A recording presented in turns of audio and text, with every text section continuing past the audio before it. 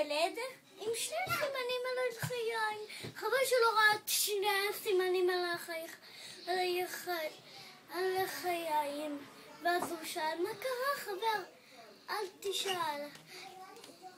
אני היום הגהצתי את הבגדים שלי, ואז אנחנו עושים סרט. הטלפון שלי. תעשי עם כל מיני דברים מצחיקים. ואז לקחת את המגט, שמתי על הלחי, ואז אמרתי, הלו, מי זה? אני לא מבין אותך, לא מבין. חם לי, נשים את זה ביד שנייה. חם לי, לא מבין אותך אפילו. חן, תגידי בדברים מוזרים.